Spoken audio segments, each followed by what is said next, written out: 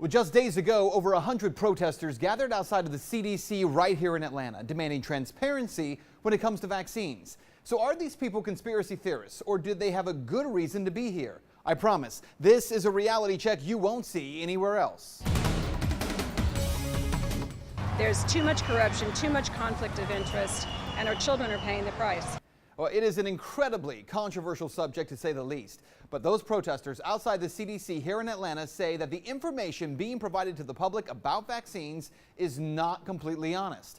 And all of it hinges on one man, this guy right here, a scientist you've probably never heard of.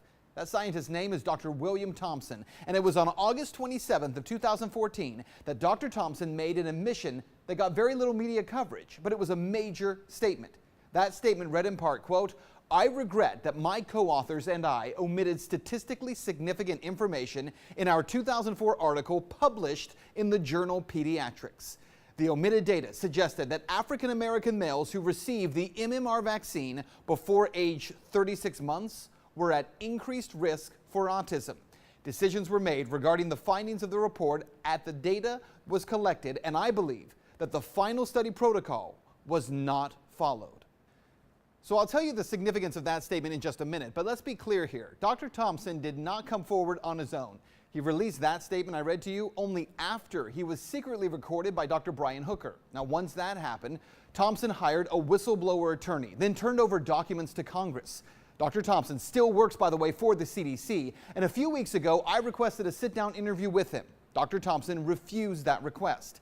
Even though he wouldn't sit down with me, Thompson has claimed that he's handed over documents about this case to Congressman Bill Posey's office.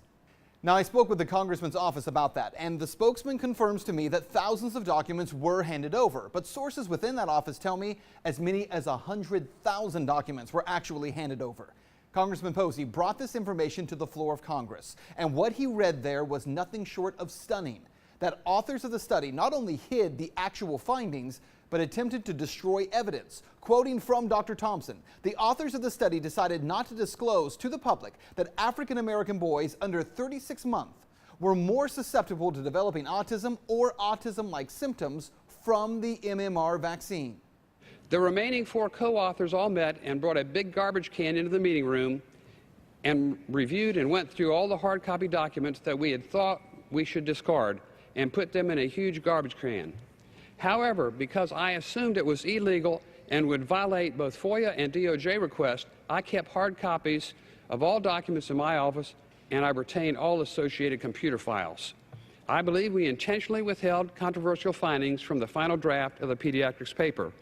So just in case you missed it there, Dr. Thompson, that statement, by the way, read into the congressional record, a CDC scientist and an author of the study in the journal Pediatrics that insisted there is no link between vaccines and autism, admits that he and other authors of that study left out information that was deemed controversial.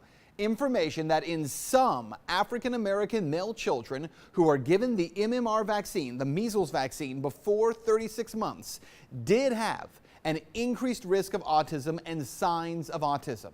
And that not only did the CDC hide that information, but that the authors of the study threw that evidence into a trash can and destroyed it.